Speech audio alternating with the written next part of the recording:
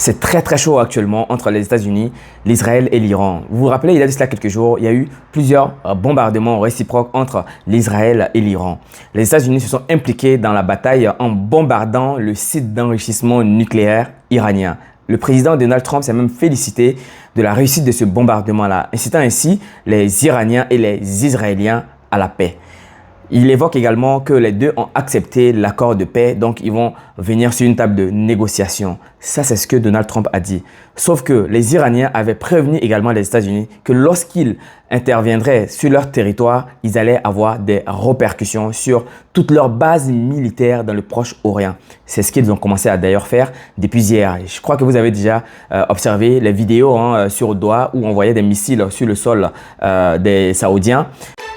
Depuis 6 heures ce matin, heure de Paris, il n'y a plus de bombardement entre Israël et l'Iran. Après 12 jours de guerre, Iraniens et Israéliens semblent donc prêts à faire taire les armes.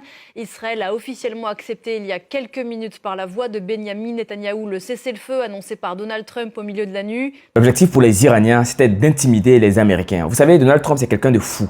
Lorsqu'il dit quelque chose, il le fait. Les Iraniens également, lorsqu'ils disent quelque chose, ils le font également. Alors, on arrive à un stade où c'est très chaud sur la guerre.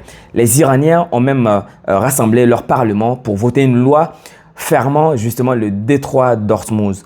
Le détroit d'Ormuz, en fait, c'est un détroit qui justement fait la jonction entre l'Iran et Oman, donc les États d'Arabie Saoudite. Et donc, c'est très important car sur ce détroit-là, il y a 30% du passage maritime de tout le flux pétrolier mondial. Alors, donc, c'est très important pour nous tous, finalement, parce que ça risque justement de poser un problème d'inflation. Donald Trump a donc appelé le président chinois de prévenir l'Iran de ne pas fermer ce détroit-là car les conséquences pourraient être encore plus dramatiques pour l'Iran.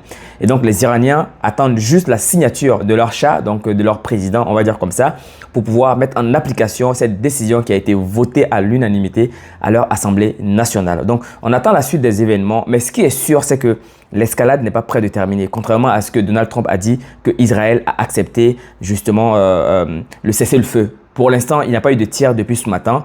Est-ce que l'Iran accepterait de faire profil bas, même si l'Israël a déjà accepté à la suite de tous ces tirs-là, de tous ces dégâts, de tous ces endommagements qui ont été provoqués?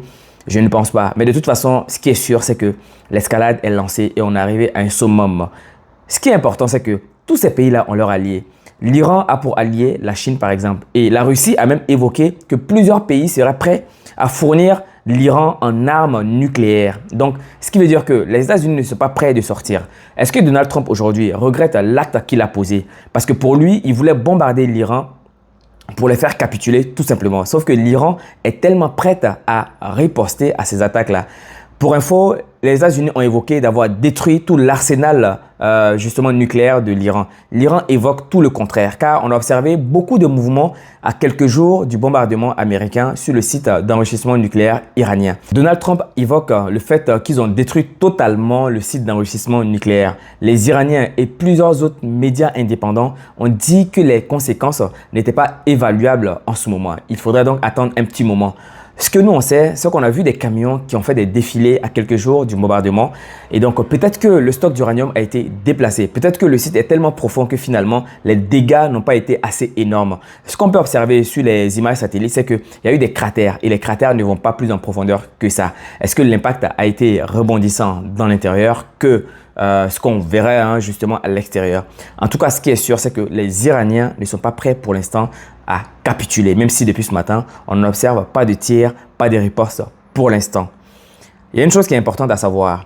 Les Iraniens ne vont pas laisser cette chose-là ou cette guerre-là comme ça parce que les Américains se sont impliqués, peut-être que pour défendre leurs amis israéliens. Alors, on observe justement l'évolution des choses et je vous reviendrai lorsqu'il y aura de nouvelles informations à donner. D'ici là, prenez soin de vous et de vos proches.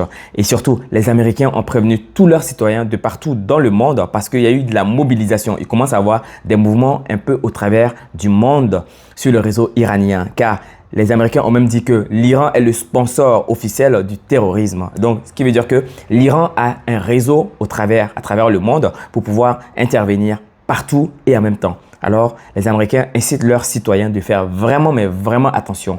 Donc, si vous êtes citoyen américain, peut-être qu'il faudrait aussi faire attention car vous n'êtes pas à l'abri aujourd'hui. Prenez soin de vous et de vos proches et on se retrouve dans une prochaine vidéo.